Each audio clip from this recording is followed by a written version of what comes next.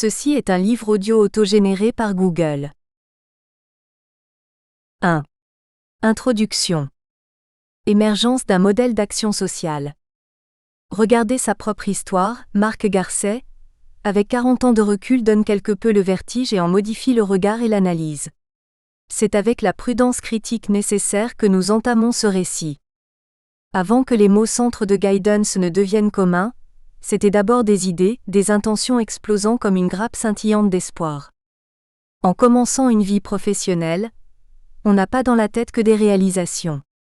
Pour moi, la vie professionnelle prolongeait 2 années de maquis et 18 mois de prison pour objection de conscience. J'ai vécu la réalité de l'adolescence dans la perspective de cet épisode de résistance à la guerre des adultes, alors que l'enfance venait à peine de s'achever. Il en était de même pour tous les jeunes de ma génération.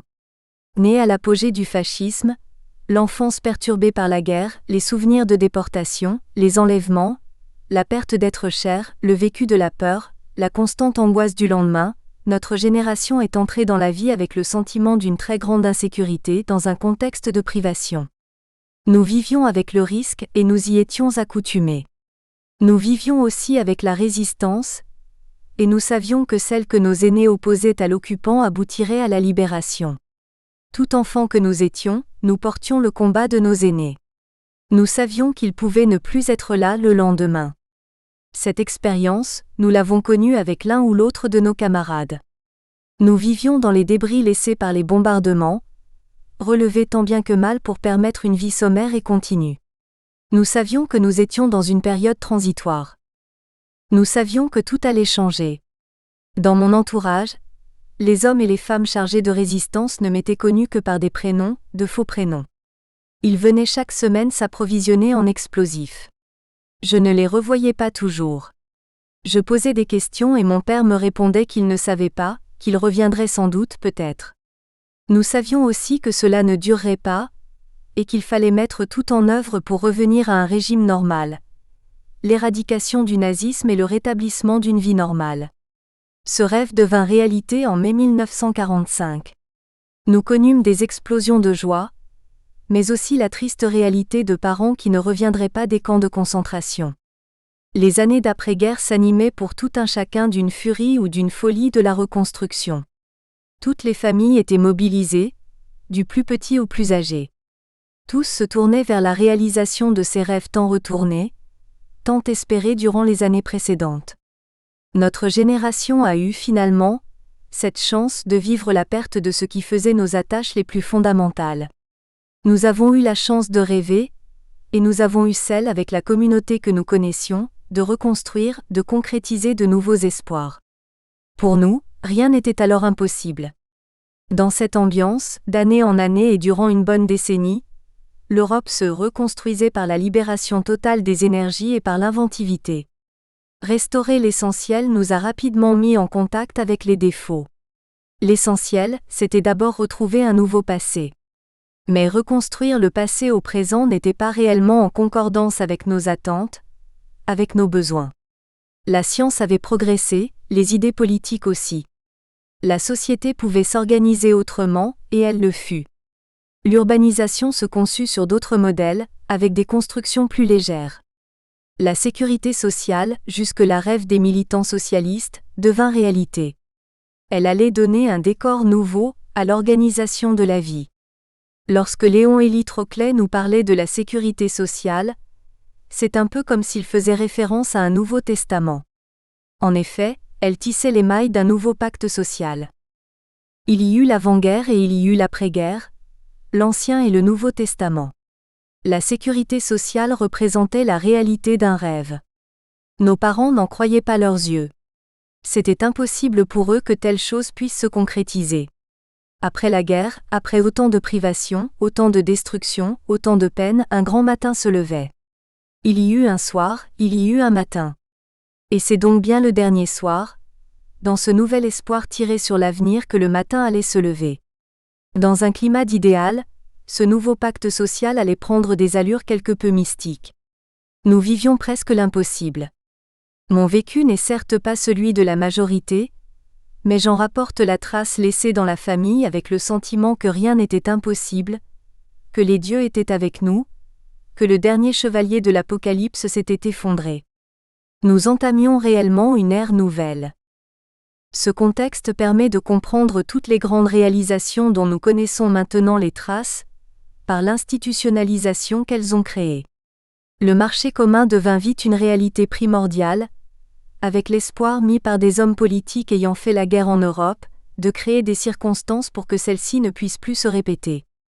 La déclaration de San Francisco créant les Nations Unies est de la même souche. Tout ce qui se faisait dans ce contexte avait comme arrière-fond une seule volonté. Plus jamais la guerre, plus jamais l'Holocauste, plus jamais les déportations. Cette réalité peut paraître une espèce de conte religieux ou social, à l'image d'Exodus ou bien encore de la révolte des esclaves à Rome. Les constructions, développées dans les années 1950 à 1960, portaient ce mythe de la paix en elles, c'est-à-dire la construction d'une société exempte du risque de la guerre. Mais nous savions bien que la guerre se répétait depuis des milliers d'années, et que celle-ci serait encore de la partie pour les générations à venir. Nous avions cependant la conviction que si nous mettions en place des conditions particulières, la guerre pouvait ne plus se reproduire. Nous militions dans des organismes comme le Service civil international, le mouvement des citoyens du monde dans le but de rechercher, avec nos camarades d'autres pays, les idées et les pratiques pour créer les conditions nouvelles d'une société sans guerre, sans antagonisme, sans violence.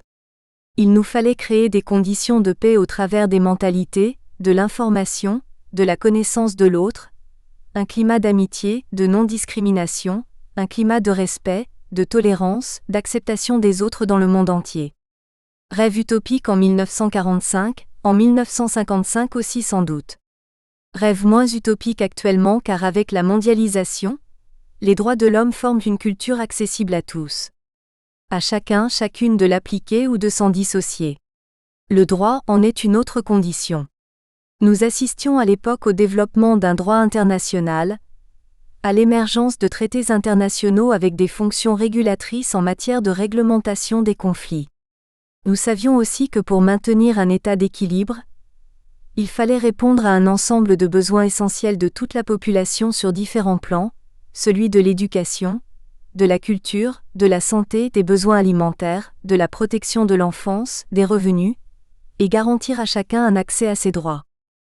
Bientôt, les Nations Unies, avec le concours des États-nations, allaient promulguer ces droits et créer la FAO, l'UNESCO, l'Office mondial de la santé, la Charte universelle des droits de l'homme, le Tribunal international de la Haye et ensuite le Tribunal pénal international. L'apport de la sociologie a été très grand dans les années qui ont suivi la guerre de 1940. Elle a permis l'analyse des conditions d'organisation sociale, économique et politique ayant entraîné, durant les 100 dernières années, les dérives vers les guerres mondiales et la destruction massive de peuples tels que nous avons pu la vivre à Hiroshima. Des sociologues comme Gaston Bouthoul, inventeur de la polémologie, ont été d'une contribution considérable dans l'analyse et la compréhension des conflits. Des penseurs comme Bertrand Russell, Jean-Paul Sartre ont aussi très largement contribué à créer une culture où la confrontation des idées prenait le pas sur la confrontation des armes. Dès 1945, au lendemain de la guerre, se remettait en place la mécanique d'une autre guerre qui, celle-là, n'allait pas être une guerre chaude mais bien une guerre froide. Nous croyons fermement que la mise en place des principes fondamentaux du socialisme allait pouvoir réaliser expérimentalement en Union soviétique une société idéale. Rapidement, nous avons pu nous rendre compte qu'il s'agissait simplement de la mise en place d'un décor idéologique, celui de l'affirmation d'une nouvelle forme d'hégémonie utilisant l'arme déjà utilisée par Hitler et Mussolini, l'endoctrinement. L'Union soviétique a raté son but de créer une société nouvelle, si tel était réellement son but. En effet, à l'époque où Khrouchtchev réalisait la déstalinisation, il aurait pu, si telle avait été la culture du moment, établir la démocratie et la liberté totale d'expression dans la presse, les partis, etc. Le destin de l'histoire n'était pas écrit de cette façon. Malheureusement, le bolchevisme n'aura été qu'une péripétie malheureuse, plus inhumaine encore que le régime tsariste. Il avait mis en place tout ce qu'il fallait pour s'auto-détruire sur le plan idéologique et sur le plan économique.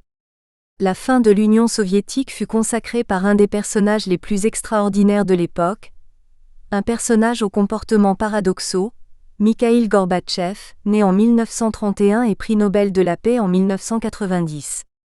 Il mit fin à la souveraineté de son pays.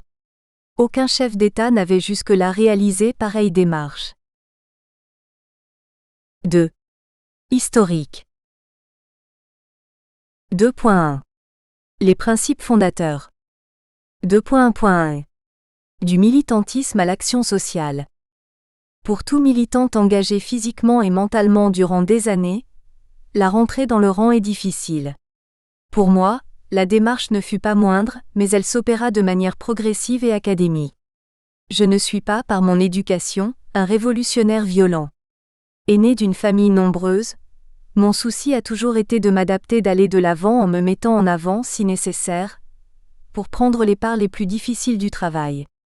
Cela est la conduite typique de tout aîné de famille nombreuse. Je réalisais cette transition dans des études sociales à l'Institut provincial du service social. J'ai eu la chance d'y fréquenter des professeurs avec lesquels je me suis trouvé en communion totale.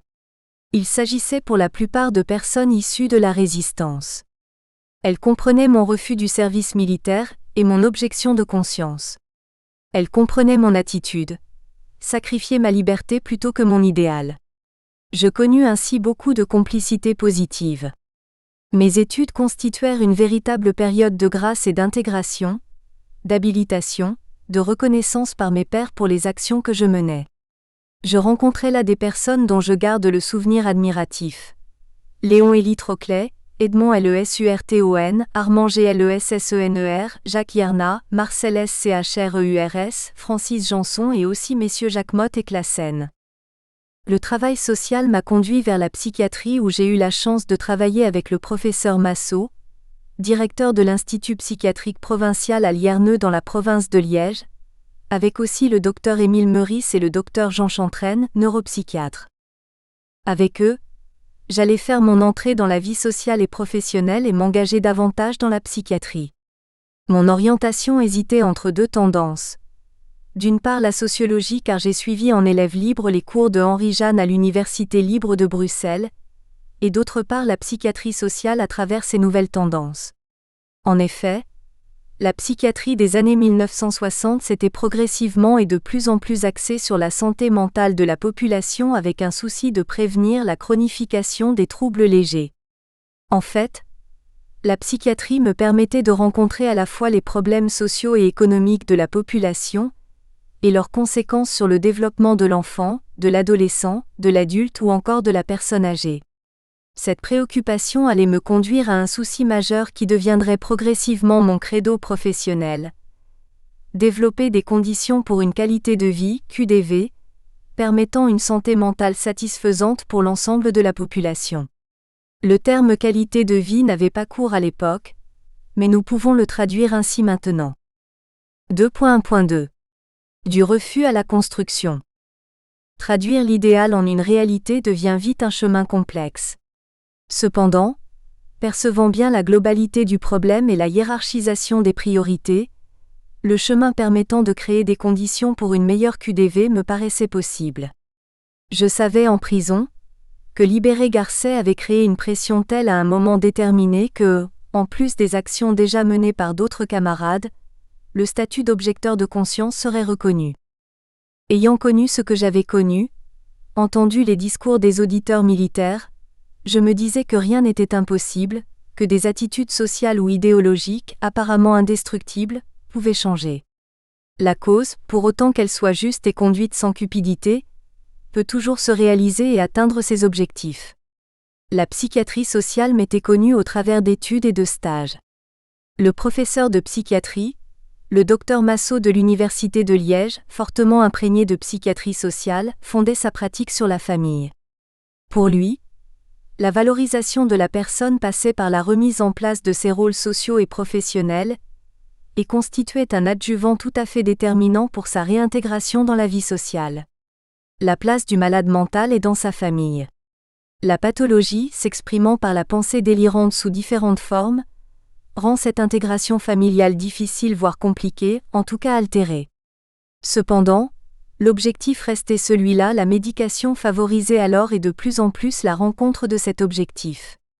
Déjà dans les années 1950, les idées d'intégration ou de réintégration étaient bien ancrées dans la tête des travailleurs, médecins et autres professionnels exerçant leur métier dans le milieu psychiatrique. Les psychiatres étaient à l'époque les seuls travailleurs du secteur, avec des infirmiers généralement peu qualifiés. Les psychologues ont rejoint les équipes psychiatriques à l'aube des années 1960, suivis peu après par les travailleurs sociaux formés en psychiatrie, les infirmières psychiatriques, les ergothérapeutes, etc. Dans l'univers de la santé mentale, quelques auteurs faisaient école. Paul Sivadon, professeur à l'Université de Bruxelles et directeur de l'hôpital psychiatrique La Verrière dans les environs de Paris. Le professeur Flamand, le professeur Bobon de Liège, inventeur de l'allopéridol devenu Aldol. Citons aussi Bukle et Lebovici. Henri Ey refit une synthèse en littérature française de la psychiatrie contemporaine. De Haruriaguera en fit de même pour les enfants. Madame le professeur Dirkens faisait alors autorité, et le centre de guidance de l'hôpital Brugmann avait une aura importante. Maud Manoni faisait elle aussi partie de ces références. Jean Piaget, le professeur Baruch offrait d'autres grilles de lecture de la réalité de la santé mentale. Proche de nous, à Bruxelles, Jean Vermeulen, jeune psychiatre à l'époque, sous la houlette du docteur de Crowley, créait le premier secteur psychiatrique belge. Il est vite devenu un modèle de pratique en psychiatrie sociale. Il le reste et a développé toutes les étapes conduisant à la psychiatrie moderne. Dans cette réalité, les cours du professeur Sivadon, par leur caractère pratique et qu'il intitulait Psychopathologie de la vie quotidienne, nous rapprochaient de la vision psychosociale du travailleur social. Avec le soutien de la Fondation Julie Renson, j'effectuai un stage au foyer de Postcure Élan à Paris qui me fit connaître l'hôpital Sainte-Anne, Villejuif et Villévrard. La réalité asilaire à Paris était alors exécrable. À Villejuif plus particulièrement, dans la section des alcooliques, la maladie prenait les formes de la bestialité humaine. La réalité de la psychiatrie asilaire m'offrait ainsi l'expression d'une certaine déchéance de l'humanité frappée par la maladie mentale, l'alcoolisme et d'autres drogues. On se trouve ici bien loin de l'idéal du développement d'une meilleure qualité de vie. Cette réalité-là a constitué pour moi une forme de spectacle de l'absurde montrant jusqu'où on ne peut aller.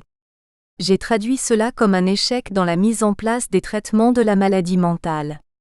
Il est évident que je ne pouvais m'inscrire dans ce type de démarche. Je ne pouvais travailler en hôpital psychiatrique, mais cela ne remettait pas en question la réalité ni le besoin de l'hôpital. Il s'agissait pour moi de faire coïncider mon désir de changement avec un champ d'action permettant l'installation des bases de ce changement. J'ai trouvé celle-ci dans l'expérience menée par le secteur psychiatrique d'Anderlecht, Bruxelles, et dans celle du secteur de la santé mentale du 13e arrondissement de Paris où j'eus la chance de faire un stage prolongé. J'y appris les pratiques de la psychiatrie communautaire, pourtant toujours fortement liées à l'institution asilaire. Lebovici, médecin directeur du centre de guidance du 13e arrondissement, était aussi l'auteur d'une publication de l'OMS sur les centres de guidance. Il fut pour beaucoup l'inspirateur, le conseiller, le maître à penser des travailleurs de la santé mentale de l'époque. Après cela, ma formation psychiatrique s'est poursuivie durant 2 années à l'Institut d'études sociales de l'État de Bruxelles, études réalisées en liaison avec la faculté de médecine de l'ULB et l'école d'infirmières de Brugmann. 2 ans après celle-ci, j'ai eu la chance de rejoindre l'équipe de formateurs en occupant le poste de professeur de pratique professionnelle en service social psychiatrique dans le même institut. J'ai mené cette fonction de professeur durant plus de 10 ans, complémentairement à mon travail au centre de guidance. C'est là que j'ai appris la recherche en santé mentale, en développant avec mes étudiants des recherches et expérimentations dans ce domaine. L'idéologie dominante en santé mentale à l'époque était freudienne et psychanalytique. Celle-ci a été mon cadre de référence et l'est toujours. Mes professeurs m'avaient largement incité à faire une analyse, et j'en étais presque convaincu. J'ai dérivé vers le psychodrame analytique en passant par une phase d'analyse personnelle, avant d'entamer le psychodrame didactique. Ce cadre référentiel, ce vécu personnel et cette analyse m'ont fortement soutenu. Ils m'ont donné des outils personnels de connaissance de soi et de pratique des groupes. J'eus la chance de faire la formation en partie avec Paul-Eugénie Lemoine, psychanalyste et dramatiste parisien bien connu, proche de Jacques Lacan. Tout était donc mis en place pour entrer dans la phase opérative et poser les premières pierres d'un édifice de santé mentale qui allait se construire progressivement selon les possibilités du moment. Pour passer à la réalisation de mes projets, dès que j'eus terminé ma spécialisation en psychiatrie, je cherchais un emploi alimentaire et j'appris qu'un intérim s'ouvrait à la commission d'assistance publique de Vauthem, région de Liège. Voilà qui était loin de mes rêves de changement social. Il faut d'abord nourrir l'animal. Nous penserons au reste ensuite. Cette rencontre avec les hommes à la commission d'assistance publique de Vauthem fut a posteriori un fait déterminant et opérationnellement tout à fait positif. Ma première entrevue avec le secrétaire de la commission fut étonnante. Il s'appelait Willy Duchamp. Ancien prisonnier de guerre, rentré de captivité avec un handicap respiratoire très important, il trouvait dans ma candidature une opportunité. C'était aussi une rencontre entre deux hommes de générations différentes, mais animés d'un même idéal personnel. Willy Duchamp disposait d'une expérience particulière, celle de la guerre vécue dans ses tripes et dont il gardait des traces indélébiles qui allaient le faire souffrir toute sa vie. Sans le dire de la même façon, nous avions le même regard sur les choses. Progressivement, j'ai pu découvrir cet homme qui restera un modèle pour moi. Humble mais habile socialement, il fut l'inventeur d'un service social intercommunal. En s'inspirant de sa pratique, agissant entre les petites communes qui formaient la Belgique de l'époque, l'idée d'un service de santé mentale intercommunal put se développer. Willy Duchamp avait la maîtrise des lois communales. J'avais confiance en lui, il avait confiance en moi et ainsi les idées progressivement se sont développées jusqu'à ce qu'elles se concrétisent dans une ASBL. Restait cependant à répondre à cette question restée sans réponse jusqu'à présent. Comment des individus, à un moment donné, trouvent-ils des partenaires également motivés pour réaliser une tâche qui correspond chez les uns et chez les autres à un objectif à la fois social, personnel et politique ? Le hasard sans doute. Rendons alors hommage au hasard. Willy Duchamp devint le secrétaire général de la SBL Centre de Guidance et d'Hygiène Mentale. Le docteur Jean Chantraine, médecin psychiatre que j'avais connu et rencontré à l'Institut d'études psychiatriques de Lierneux, nous y rejoint. Moi-même portais le titre puisqu'il en fallait bien un de directeur technique du centre. Un psychologue était nécessaire à l'équipe. Le hasard des rencontres nous conduisit vers monsieur Fabien Job. À trois, nous formions une équipe et nous pouvions mettre en place les bases d'un travail de santé mentale selon une conception nouvelle. Il fallait payer ces personnes, il n'y avait pas d'argent. Ce n'était pas l'essentiel. Nous allions participer à une expérience. Nous en tirerions les leçons ensuite. Monsieur Duchamp se faisait fort de nous trouver de l'argent dans les meilleurs délais, si nous n'étions pas trop exigeants. Ainsi, chemin faisant, sans exigence financière, nous travaillions quasi bénévolement, satisfaits de ce que nous mettions en place. Le centre de guidance allait être rapidement porté sur les fonds baptismaux. Nous étions très heureux de cet aboutissement. Il fut fêté par la création d'une ASBL, dont étaient membres les conseillers communaux et les conseillers de la commission d'assistance publique de Vauthem.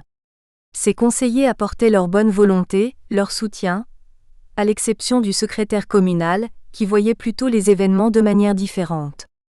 Cette dichotomie, nous l'avons toujours rencontrée. Le cœur parle au cœur, l'argent parle à l'argent.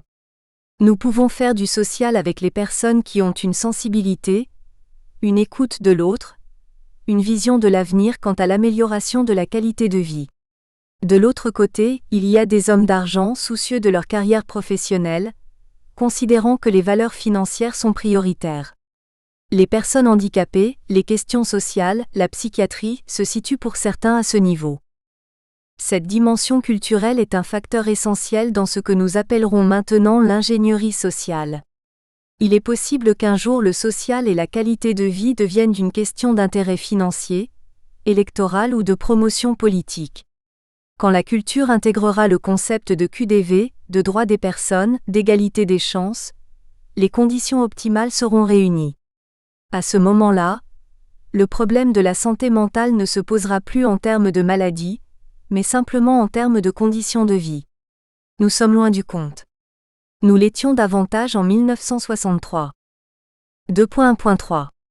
L'état du pays. En 1960, la Belgique vit la réalité d'un royaume. On ne peut dire qu'elle vive tranquillement, paisiblement. L'affaire du Congo porte la Belgique au premier plan de l'actualité. Petit pays peu connu en Europe et dans le monde, la Belgique apparaît dans le concert des nations comme l'exemple d'un pays colonialiste qui a raté la décolonisation. Inconscient de l'avenir, préoccupé par des intérêts financiers et économiques, il agit comme le propriétaire du Congo. La Belgique n'avait pas préparé l'indépendance, car le Congo constituait un véritable Eldorado. Le Congo avait été propriété personnelle du roi Léopold II, 1865 à 1909, dès 1885. Il le légua à la Belgique en 1908. Le perdre représentait pour le pays et pour la royauté l'abandon d'un des joyaux de la couronne. Tout se passa très mal. À l'heure actuelle, le pays n'a toujours pas digéré cet épisode. Le procès Lumumba, 1925 à 1961, qui s'est tenu en 2002 a bien mis en évidence les maladresses conscientes ou inconscientes des autorités politiques en place à l'époque. Le roi, le Premier ministre, le ministre des Affaires coloniales ont été mis en cause. Chacun a pris une part des responsabilités dans l'assassinat de Patrice Lumumba, mais en même temps, a partagé l'échec total de ce passage du pouvoir colonial au pouvoir démocratique autochtone. Cet épisode important a discrédité la Belgique sur le plan international. Par ailleurs, la colonie constituant une des réserves importantes de la richesse belge. Nous avions de façon irresponsable tué la poule aux œufs d'or. Tout allait changer. Au-delà des années 1960, la Belgique est ébranlée dans ses assises. Les mouvements réformateurs et autonomistes se font de plus en plus pressants. Les représentants nationalistes wallons revendiquent l'autonomie de la Wallonie et de la Flandre, et la création d'un État fédéral. À la faveur d'une loi instaurant une plus grande austérité en Belgique, le gouvernement entre en conflit avec les syndicats et particulièrement le syndicat socialiste mené par André Renard. Cette affaire conduit à la plus grande grève que le pays ait connue. Les difficultés de la Belgique s'aggravent en 1960 avec la fermeture des charbonnages. La vision d'une Wallonie perdant son industrie s'impose aux responsables syndicaux. Ils lancent l'idée du contrôle des entreprises multinationales.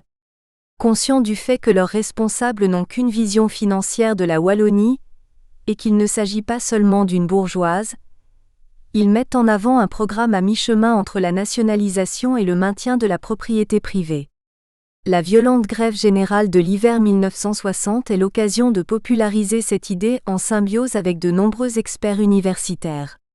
Pour que l'entreprise réussisse, il fallait aussi que les pouvoirs publics soient en mesure d'assumer cette politique économique. Mais en 1960, l'État belge est unitaire et dominé par une bourgeoise flamande. Elle réussit alors à dynamiser la Flandre, notamment avec l'appui du parti dominant en Flandre, le Parti catholique et ses nombreuses ramifications syndicales et patronales. En novembre 1960, le gouvernement propose un programme de redressement général baptisé Loi Unie. Durant la seconde moitié du mois de décembre, une grève générale paralyse le pays. Le mouvement est moins fort en Flandre qu'en Wallonie, où de violents incidents ont lieu. En Wallonie, la grève revêt un caractère politique puisqu'elle vise des réformes structurelles d'ordre fédéraliste. Les tensions communautaires, que cet événement met en évidence, s'amplifient dans les années suivantes. Le fédéralisme ne devient cependant effectif qu'en 1980. Cette grève laissera des traces considérables. Elle divise la classe politique. Un nouveau clivage s'opère en termes de nationalisme flamand et de nationalisme wallon. Ce courant va traverser les 50 années suivantes et pourrir la vie politique en Belgique. Pourquoi pareille situation n'a-t-elle pu trouver un épilogue plus rapide ? La santé mentale paraît peu concernée par ce décor sociopolitique. Nous ne pouvons l'occulter car il allait avoir des conséquences considérables sur la richesse de la Belgique et ses moyens de développement pour l'avenir.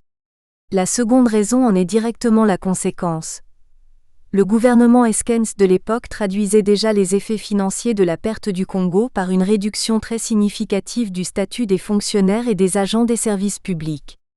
La Belgique connaissait le début de sa descente aux enfers.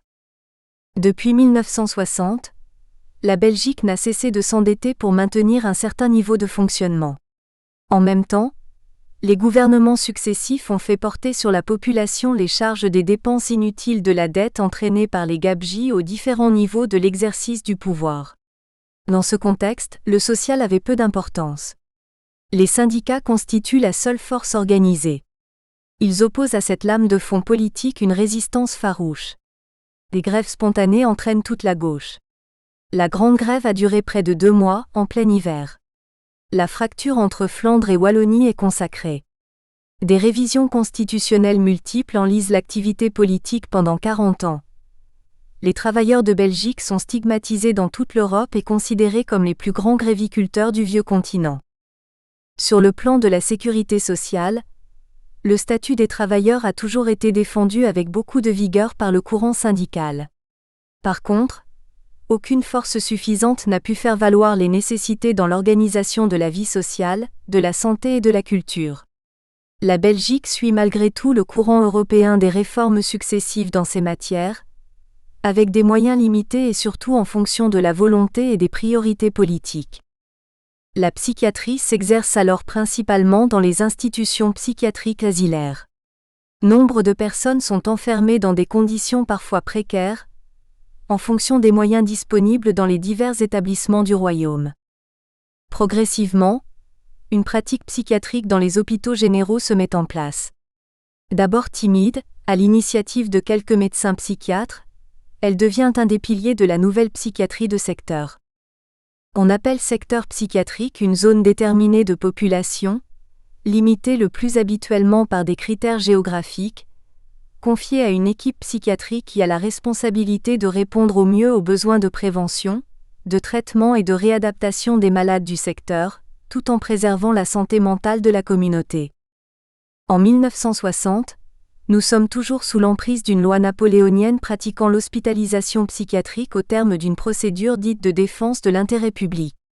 La colocation est décidée selon une procédure fixe. La conséquence en est toujours l'aliénation totale de la personne, de ses biens et de ses prérogatives. La maladie mentale est considérée à l'époque comme une maladie sociale, au même titre que la tuberculose ou le cancer. Elle relève du Fonds spécial d'assistance, rattaché au ministère de la Santé publique. Il prend en charge les frais engagés par la gestion des hôpitaux psychiatriques. La séquestration à domicile relève aussi de cette loi. Les commissions d'assistance publique gèrent les effets de la séquestration à domicile en allouant une indemnité à la famille du séquestré.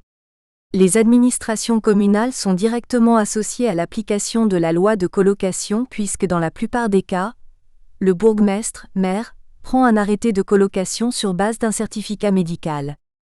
En 1963, un pas considérable est franchi en psychiatrie.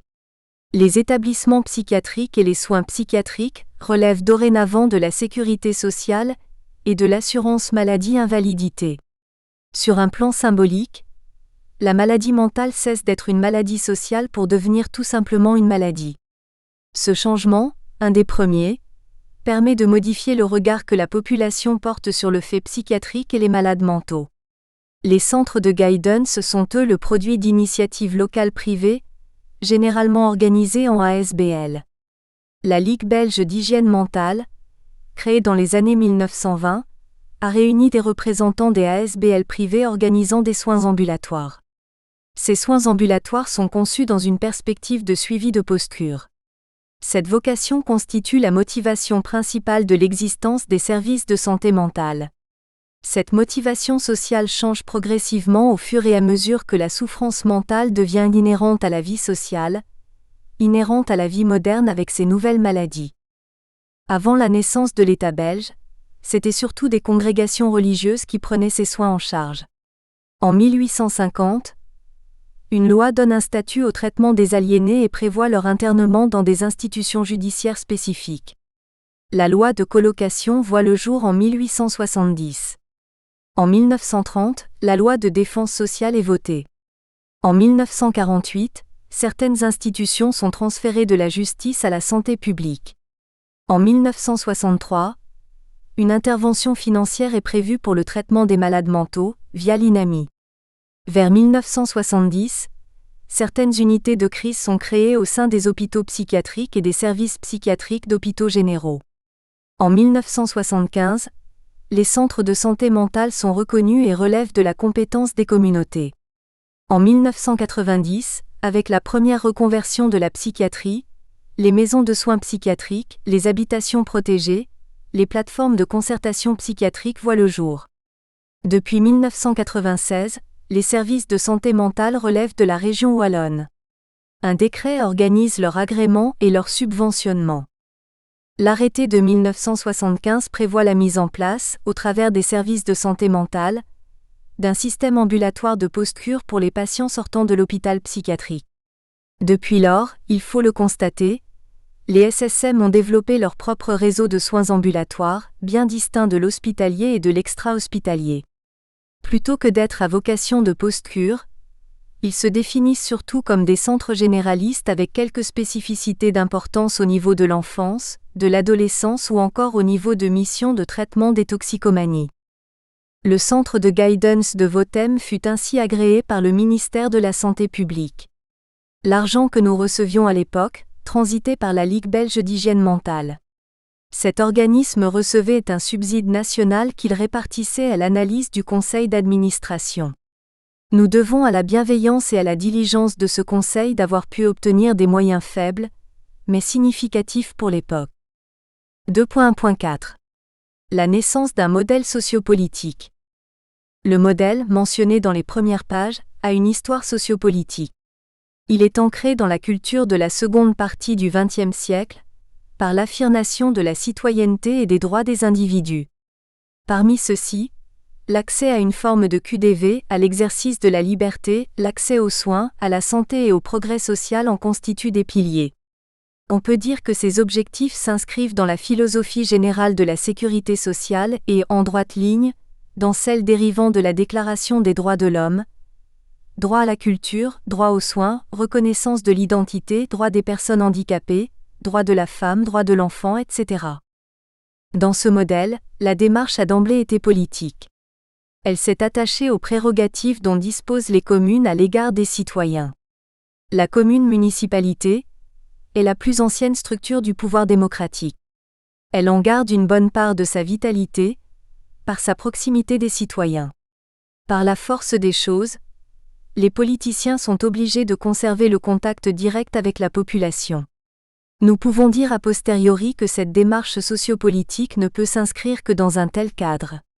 Ce modèle, à l'époque, reposait sur l'analyse des besoins d'une commune. Ce principe d'analyse des besoins au départ d'une action allait éclairer toutes les démarches à venir. L'institution s'est alors dotée d'instruments d'analyse et de réflexion. La vision préventive constituait un autre point de départ de cette élaboration. Il s'agissait de prévenir les retards scolaires générateurs de désinsertion sociale et de marginalité. Il fallait rompre le cercle infernal de l'hérédité sociale, des statuts, de la pauvreté, de l'analphabétisme, du retard scolaire. La commune de Votem était depuis l'industrialisation, alimentée par trois grandes branches d'activité, le maraîchage, l'armurerie à domicile et le charbonnage. Le maraîchage s'est éteint au lendemain de la guerre à cause de règles d'une taxation drastique appliquée aux petits producteurs locaux. Le travail d'armurerie à domicile s'est éteint avec l'application de la sécurité sociale. Le travail dans les charbonnages s'est poursuivi jusque dans les années 1960. Les mineurs étaient principalement des habitants autochtones, rejoints par deux générations de travailleurs migrants exilés des pays de l'Est, Pologne, ex-Yougoslavie, puis en provenance d'Italie, de Sicile et ensuite d'Espagne et de Turquie. La population immigrée était tellement importante qu'elle représentait dans certaines communes charbonnières plus de 50% de la population. À Votem, ce nombre s'élevait à 30%. Plus de la moitié de la population scolaire était issue de familles immigrées. Une étude rapide des résultats scolaires et du nombre de redoublements nous a amené à considérer que les conditions culturelles et d'encadrement scolaire dont bénéficiaient les enfants d'immigrés étaient insuffisantes. Elles engendraient un nombre très important d'échecs scolaires. Au départ de ce constat, nous avons motivé les autorités communales à engager des moyens dans la création d'un centre de guidance. Nous voulions, grâce à ces centres, réduire le nombre d'hospitalisations en psychiatrie, le nombre de placements d'enfants dans des établissements spécialisés et le taux d'échec scolaire. Notre travail nous a rapidement orientés vers une collaboration étroite avec la direction des écoles. Nous avons trouvé auprès du directeur d'école de l'époque, M. Mellard, une écoute attentive.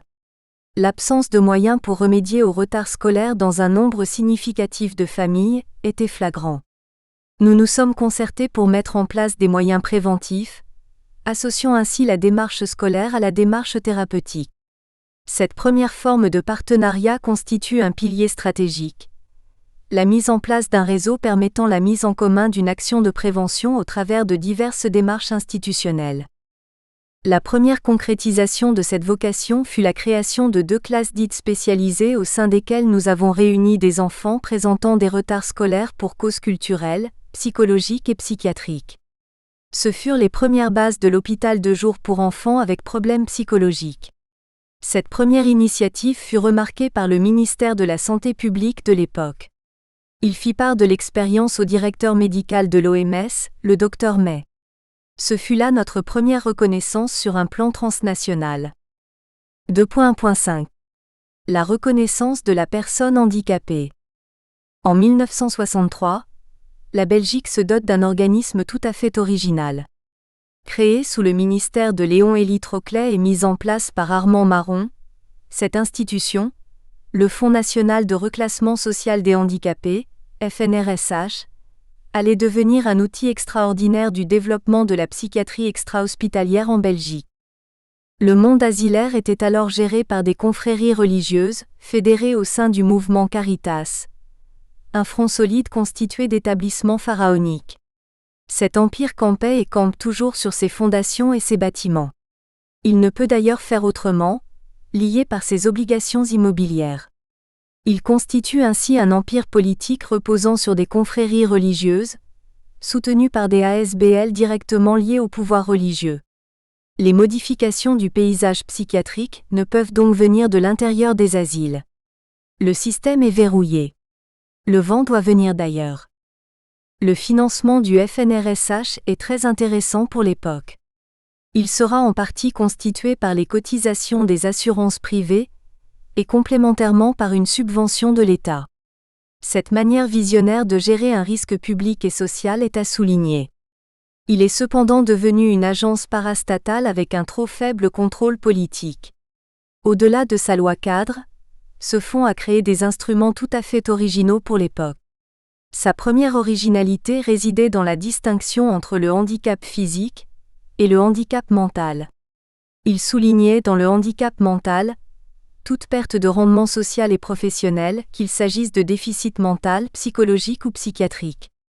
Cette définition était d'une modernité tout à fait étonnante.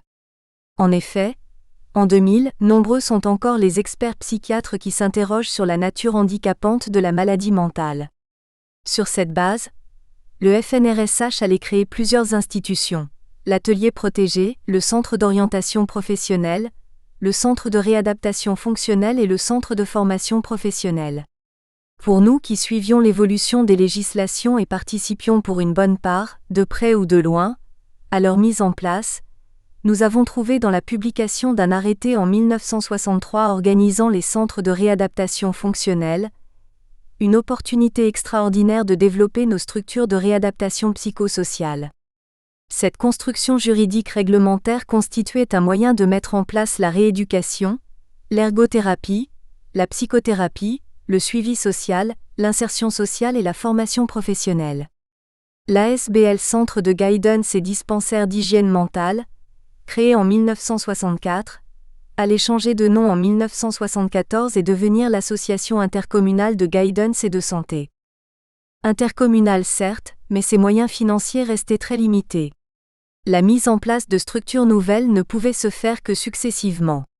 L'installation des centres de réadaptation fonctionnelle pour enfants d'abord, pour adultes ensuite. Les centres de formation professionnelle allaient ainsi, en une dizaine d'années, prendre place dans l'équipement de réadaptation que nous mettions en place. Le modèle se complétait progressivement. Qu'avons-nous réalisé ? Dans un premier temps, nous avons compris que la création de structures extra-hospitalières de santé mentale devait reposer sur une étude des besoins à un niveau local. Il fallait aussi élaborer, en fonction de ces besoins locaux, des démarches adaptées, établir des priorités dans une vision d'avenir. Nous avons accordé une priorité aux enfants, car les centres de santé mentale et les structures de psychothérapie et de réadaptation spécifiques n'existaient pas. Nous avons aussi découvert que les soins devaient se hiérarchiser et s'inscrire dans une dynamique institutionnelle différente. Les soins primaires, organisés par les services de santé mentale, assuraient à la fois la prévention, l'orientation, la guidance familiale et la psychothérapie. Pour les cas plus lourds, nous avons construit une deuxième ligne extra-hospitalière. Les centres de réadaptation fonctionnelle permettaient des traitements multidisciplinaires intensifs, donnant des résultats plus rapides, capables de rencontrer des situations chronifiées par les pathologies et renforcées par des conditions sociales et culturelles. Nous avons ainsi découvert progressivement qu'il fallait hiérarchiser, réajuster et diversifier les réponses au fur et à mesure de l'évolution de l'expression sociale des pathologies et des réussites dans les prises en charge. Le développement reposait sur la diversification même. Celle-ci allait suivre plusieurs voies. L'acquisition d'une spécialisation des travailleurs au sein des équipes, la création d'unités spécialisées pour atteindre les objectifs spécifiques, par exemple, à l'égard des troubles auditifs ou des troubles de l'expression orale. Certains services se spécialisèrent pour dispenser des soins aux familles par le biais de la thérapie familiale. Le modèle AIGS est un modèle évolutif. Après s'être attaché à la souffrance d'origine psychologique, l'AIGS a voulu rencontrer la problématique du risque social par rapport à l'insertion, à la vie professionnelle, à l'adaptation générale dans la société. Les centres de formation professionnelle et les entreprises sociales sont ici concernés. 2.2. La situation actuelle. L'année 2003 à 2004 marque l'entrée dans une double démarche. L'introduction des nouvelles technologies informatiques dans la gestion des services et dans la communication est les premiers pas posés dans la voie de la qualité totale. Ces deux courants ont traversé ces 2 dernières années et s'affirmeront d'année en année. Ils constituent certes une prise de possession de l'avenir, mais aussi une source de désordre interne du fait du décalage entre les nouvelles technologies et la préparation psychologique des travailleurs et de leur capacité à les utiliser. Toutefois, cette marche en avant est irrémédiable et ne peut s'arrêter. Les services traditionnels, comme les services de santé mentale, les centres de réadaptation fonctionnelle et de formation professionnelle ainsi que les services agréés par la VIF, s'inscrivent dans la poursuite des démarches antérieures. Les services de santé mentale sont de plus en plus sollicités depuis 10 ans. Les centres de réadaptation fonctionnelle pour enfants se stabilisent. Les centres de réadaptation fonctionnelle pour adultes rationalisent les moyens dont ils disposent. La mise en place des mécanismes et d'éléments dynamiques destinés à un fonctionnement en réseau est bien là. La coordination noue progressivement une cohérence entre ces différents secteurs. Cependant, il faut mettre principalement en évidence, durant ces années 2002 à 2004, l'effort très important réalisé dans la formation des personnels. Ces formations renouvellent la culture interne, alimentée par des approches nouvelles et par les apprentissages indispensables quant à l'usage des nouvelles technologies. Dans ce sens, 2 programmes de formation sont destinés à contribuer à ce changement. Certaines formations visent le management psychosocial et sont destinées à toutes les personnes intervenant dans le champ médico-psychosocial, ainsi qu'aux gestionnaires des ressources humaines au sein de l'entreprise. D'autres formations doivent renforcer les compétences pour traiter des problèmes liés à la violence et constituent elles aussi un déterminant significatif pour l'avenir. Depuis 2002, de nouveaux modèles d'action ont été initiés. Revivre au quartier des usines constitue une action de 4 années destinée à la fois à impulser une dynamique nouvelle dans un quartier sinistré sur les plans économiques et social, et à répondre aux problèmes de la violence et de la désinsertion. En même temps, elle devrait créer des structures permanentes destinées à pérenniser une nouvelle dynamique d'entreprise dans le domaine économique et culturel. L'Action Équale Crétacé met au point une nouvelle technologie d'intervention dans la pratique socio-économique de l'insertion, en développant la technique du tutorat et du placement en entreprise. Il faut aussi souligner les initiatives en matière de renforcement du lien social au travers d'actions d'écologie sociale sur les lieux de Herstal et de Warem. Après 40 années d'implantation dans le réseau communal, l'association peut se targuer d'avoir mis en place un modèle. Ce modèle a des racines profondes dans le courant humaniste, mais aussi dans le cadre plus vaste de la protection sociale, de la solidarité, de l'égalité des chances des citoyens. Ce modèle s'est diversifié et a éclaté dans une série de services pour réaliser ses ambitions. Ces dernières années, une cohérence est en construction au travers des coordinations. Elle devra se poursuivre et se concrétiser encore grâce à l'installation de communications plus fonctionnelles entre les services, mais aussi par une culture décloisonnée de la pratique de la santé mentale en général. 3. Les fondements de l'association. L'arbre. Nous avons choisi l'arbre pour donner l'image en construction de l'association. Durant 40 années, l'arbre, dans sa dimension végétale, par le fait qu'il est parcouru de vie, constitue une représentation qui se rapproche de manière imagée des concepts qui ont animé sa croissance. L'arbre comporte une partie souterraine et une partie aérienne. Dans la partie souterraine, des racines profondes puisent leur énergie dans les utopies, les grandes idées, les concepts universels comme l'humanisme social, l'écologie sociale, l'égalité des droits, la justice sociale, la protection sociale. L'arbre a aussi des racines moins profondes que nous appelons les racines moyennes. Elles soutiennent l'édifice à moyenne profondeur. Il s'agit de la santé mentale pour tous, de l'égalité des chances pour tous, de la solidarité, de la réciprocité, de la nécessaire réparation sociale pour accéder à une certaine égalité, à la sécurité sociale, à la construction d'une identité personnelle. Les racines superficielles vont concrétiser les idées. Elles permettent d'approcher la socialisation, l'expression des concepts, leur matérialisation, les modalités de réalisation des énergies plus profondes, l'approche globale de la santé, l'approche multidisciplinaire de la réalité socio-sanitaire, le déterminisme, le territoire, la famille, la culture, la citoyenneté. Elles seront développées dans le chapitre 4, à propos des politiques sociales et sanitaires. Nous y traiterons des qualités de fraternité et de liberté, de la qualité de vie sous l'expression d'une forme de santé sociale, de l'intégration des citoyens de manière égalitaire allant jusqu'à l'inclusion des différences citoyennes dans le mouvement général.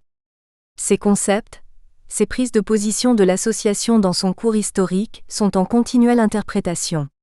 Cette partie aérienne constitue la dimension sociale, l'expression citoyenne, politique, en termes d'acteurs sociaux intervenant en réponse à des niveaux de besoins. L'arbre, avec ses ramifications, donne aussi corps à l'expression de la diversité, celle des démarches psychosociales, sanitaires, de réhabilitation, de qualité de vie.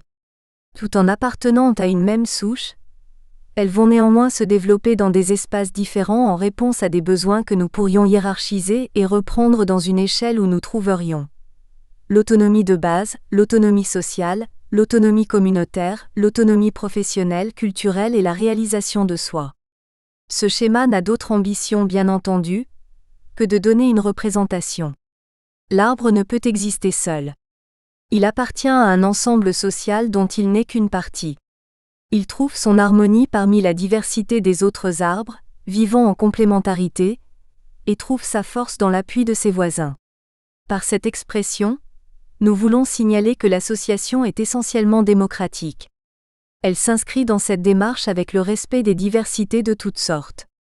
L'association n'a dans son développement aucune idée hégémonique. Au contraire, elle prône la collaboration avec tous les acteurs de terrain.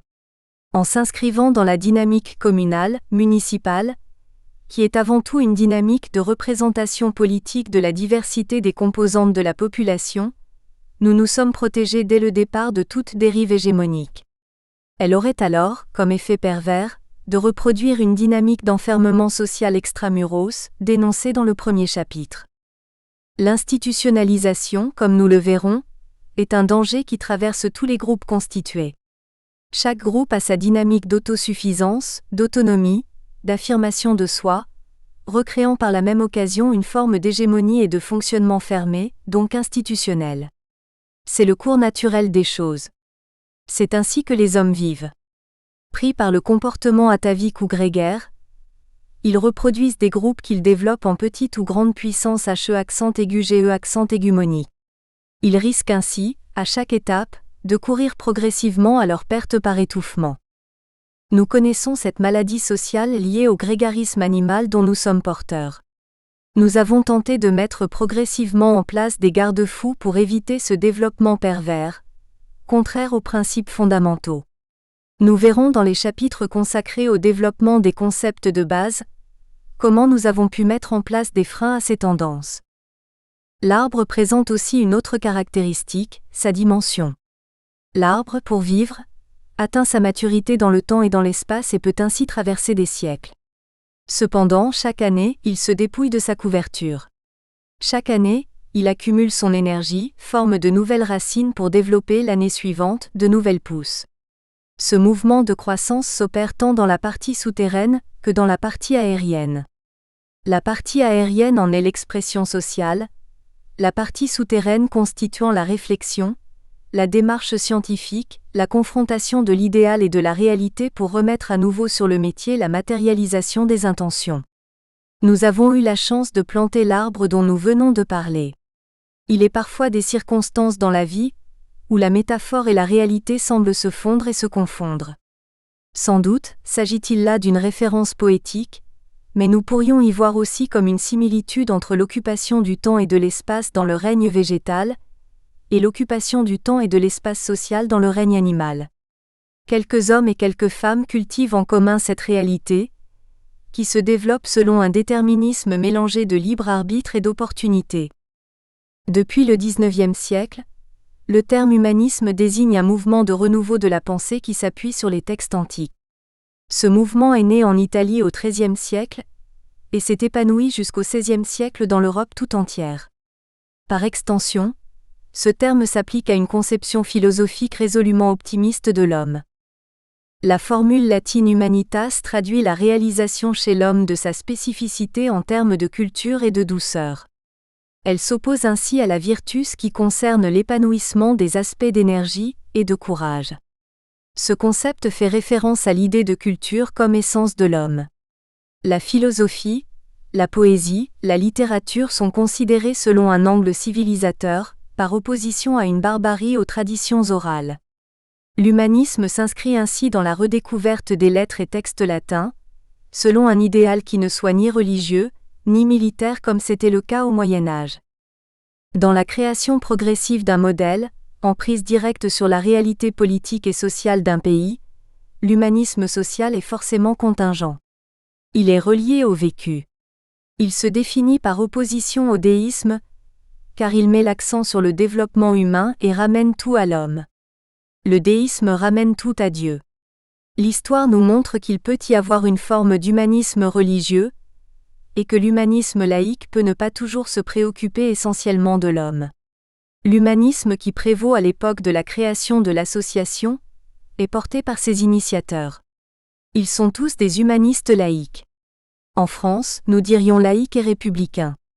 Les valeurs de la République s'inscrivent dans la devise liberté, égalité, fraternité et laïcité. 3.1. Les racines profondes. 3.1.1. Humanisme social. Les débuts de l'humanisme se situent en Italie.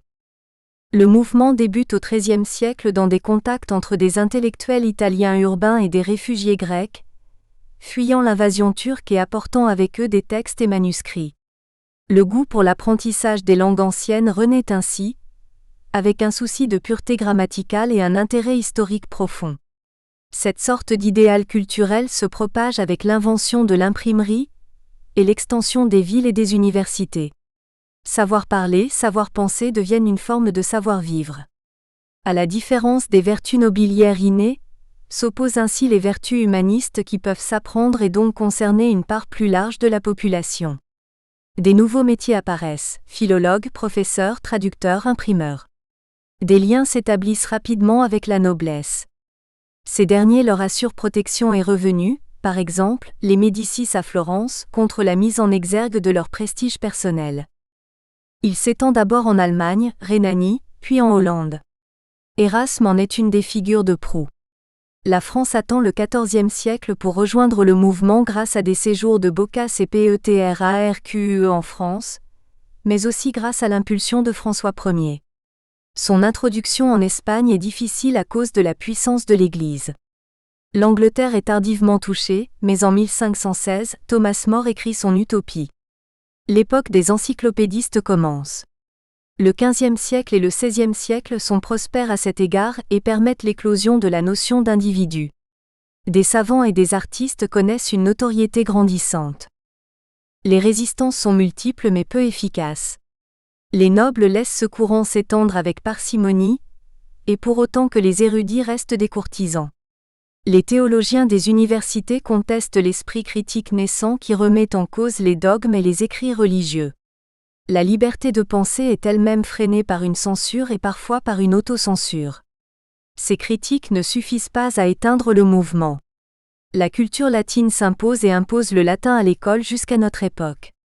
Ainsi, l'humanisme est un mouvement historique dans lequel les langues anciennes, le latin mais aussi le grec et l'hébreu, sont des instruments qui génèrent une nouvelle culture, une nouvelle manière de percevoir et de codifier le monde. Le XIXe siècle invente le terme humanisme, en lui donnant via Proudhon une connotation philosophique bien plus large que précédemment. L'homme ici désigne plutôt l'individu, en opposition au système et aux régimes politiques et sociaux. Ainsi, l'humanisme devient vite un mouvement d'idées critiques, de formation individuelle, d'inventivité, de libre pensée en lutte contre l'obscurantisme religieux médiéval. On commence à mettre de côté les lettres anciennes et les princes. L'humanisme devient un courant philosophique de défense de l'homme, de ce qu'il est et de ce qu'il devrait être.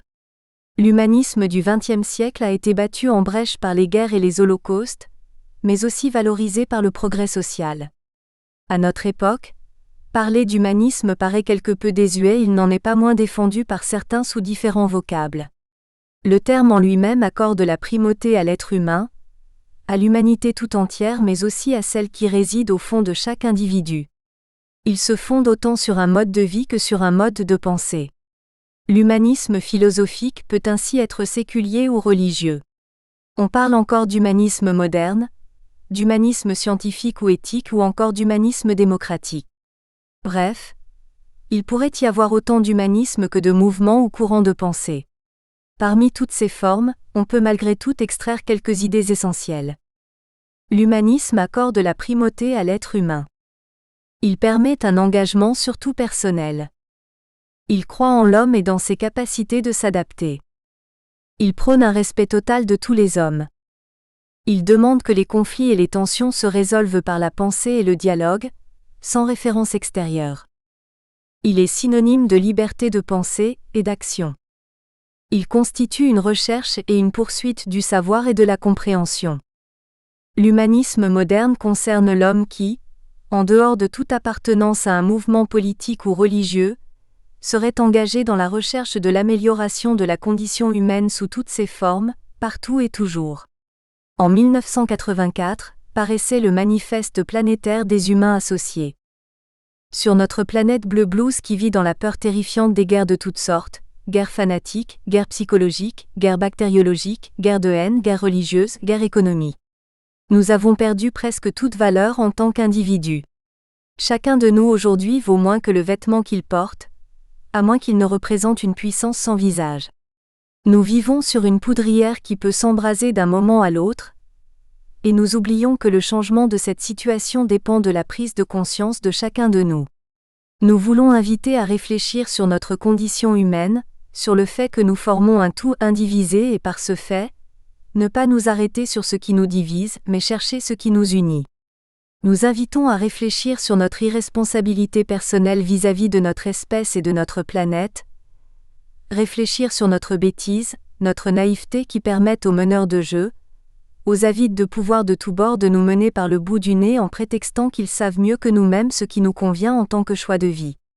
Nous invitons à nous respecter les uns les autres, à respecter les opinions, les croyances de chacun sans chercher à tout prix à avoir raison, sans chercher à nous convertir les uns les autres.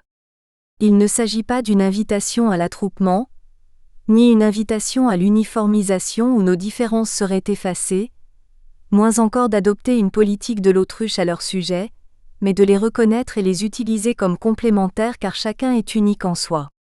Nous invitons à choisir de nous laisser guider par notre conscience, à assumer pleinement notre liberté d'être, à réaliser l'humanité en nous, dans la responsabilité partagée.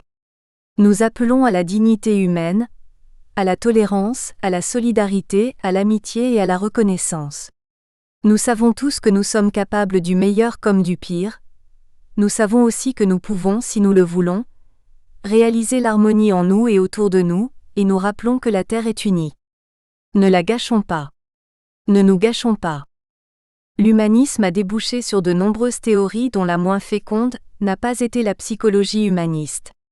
Dans les années 1960, certains psychologues restent déçus par la psychanalyse dont la théorie pessimiste se veut universaliste dans ses interprétations.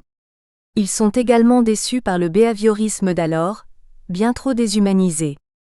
Ils proposent de mettre l'accent sur la santé mentale, l'autodétermination et la réalisation de soi. Ils insistent sur l'importance d'une approche holistique de la personnalité. Les objectifs de la psychologie humaniste sont triples. Il s'agit de décrire le mieux possible la vie humaine dans ses caractéristiques propres, de comprendre les expériences émotionnelles habituelles et d'explorer les potentialités adaptatives positives. On favorise ainsi l'accès à la liberté et à la responsabilité individuelle. Cette psychologie, qui trouvera diverses applications, est d'abord une véritable philosophie fondée sur une vision particulière de l'homme. La condition humaine est, selon eux, bien difficile. Chaque homme ne peut progresser, devenir libre et indépendant des contingences immédiates que s'il reconnaît ses insatisfactions, ses désirs et ses faiblesses. Si la condition humaine est difficile, l'homme sait dès son plus jeune âge ce qui est bon pour lui. Il ressent la nécessité du principe de congruence, d'une harmonie entre soi et son milieu. Enfin, la vie de chacun est parsemée de besoins fondamentaux ou non. Les différents auteurs ont mis surtout en évidence le besoin d'autrui, le besoin d'actualisation, de transcendance, d'affirmation de soi et d'un cadre d'orientation. Parmi les théoriciens, Maslow 1972 et Rogers 1984 restent les plus connus. Le premier s'attarde surtout sur la nécessité de satisfaire les besoins qui permettent à chacun de grandir. Pour arriver à un épanouissement personnel, chaque être humain doit d'abord satisfaire les besoins fondamentaux de l'espèce, physiologiques mais aussi de sécurité. Mais les besoins de sécurité, de propriété, d'amour et de considération nécessitent l'intervention des autres. Le progrès de chacun se fait dans la résultante d'un rapport entre la sécurité et la pression de l'environnement. Carl Rogers pense lui que l'homme est bon par essence et qu'il devient démoniaque à la suite de pressions culturelles. Sa thérapie se centre sur la personne en mettant au point 3 conditions: l'acceptation, l'authenticité et l'action. Les belles années 1960 ne l'ont pas vraiment été dans le bassin liégeois, en bord de Meuse. Dès les années 1950, nous avons connu la fermeture des charbonnages et les premières marches de la descente économique aux enfers. La sidérurgie déclinait, et nous ne trouvions pas le souffle nécessaire pour faire face au changement. Nous restions dans le souvenir des richesses des années d'avant-guerre, et nous connaissions une prospérité qui n'était pas encore totalement mise à mal par le déclin de l'équipement industriel. Cependant, nous voyions clairement que le chemin nous engageait dans une voie sans grand avenir de prospérité. Nous n'avions plus à ce moment-là l'énergie suffisante pour changer de cap. La machine sociale, politique, économique baignait dans une culture où une certaine forme de continuité reposait sur l'assurance que tout allait se rétablir. Néanmoins, des inquiétudes fissuraient ce bel optimisme. Des positions politiques se radicalisaient. Le Parti socialiste, les syndicats, les mutualités constituaient un socle commun. Ils étaient comme un arc bandé prêt à décocher une flèche au capitalisme dévastateur. Mais ils se rendaient compte qu'une telle démarche reposait davantage sur un principe que sur une réelle efficacité. La grève de 1960 à 1961 constitua l'articulation entre l'ancien et le nouveau. Les commissions d'assistance publique étaient parcourues par ces mêmes sentiments que nous qualifierons d'humanisme social. Celui-ci se fonde sur un désir de progrès social et sur le maintien d'acquis sociaux, obtenus au prix de haute lutte. La menace de les voir se rétrécir provoque un sentiment de défense en même temps qu'il renvoie les travailleurs à eux-mêmes, sans moyen de créer d'autres structures sur lesquelles l'avenir pourrait s'élaborer. Il a été relayé par le courant socialiste préconisant à l'époque la nationalisation de l'énergie, rendant aux travailleurs et au pouvoir public démocratique la maîtrise des leviers de l'économie. Au niveau communal, l'humanisme social était porté par quelques bourgmestres et échevins. Ils voulaient faire de la commune un endroit où il fait bon vivre, une forme de lieu protégé où au-delà de la sécurité sociale garantie par la loi, d'autres sécurités pourraient être données aux citoyens pour leur assurer une meilleure qualité de vie. La notion de QDV peut rapidement être ramenée au niveau des revenus. La pauvreté est d'ailleurs le premier ennemi de la qualité de vie. Dans les années 1960, la pauvreté est grande. Le niveau de vie est bas. Les conditions d'habitation dans les corons dans des taudis insalubres sont inacceptables. Cet habitat est historiquement vétuste ou bien taudisé, du fait d'une surpopulation dans des espaces trop exigus. La culture est le fait de quelques-uns. Que recouvre ce vocable ? Le cinéma, le théâtre, la télévision ? Il n'y a pas, dans les années 1960, de centre culturel. Il n'y a pas d'association culturelle. La culture se déroule dans la rue, activée par les habitants des communes périphériques des villes et dans les quartiers populaires. La pauvreté dans ce domaine se mesure à plusieurs niveaux. On peut composer avec la pauvreté économique et financière. Peut-on aussi se passer de la pauvreté socio-culturelle ? On en arrive à une culture du manque. Le manque de stimulation met l'individu ou le groupe en haleine, et à la recherche de l'affirmation de son existence même. L'humanisme social des mandataires publics de l'époque a résidé dans la modification des conditions de vie par l'amélioration de l'équipement local et l'organisation de conditions socio-sanitaires et culturelles, permettant le dépassement des inégalités sociales. L'humanisme social. Nous espérons que vous avez apprécié cet aperçu. Pour continuer à écouter ce livre audio sur Google Play Livres, utilisez le lien dans la description de la vidéo.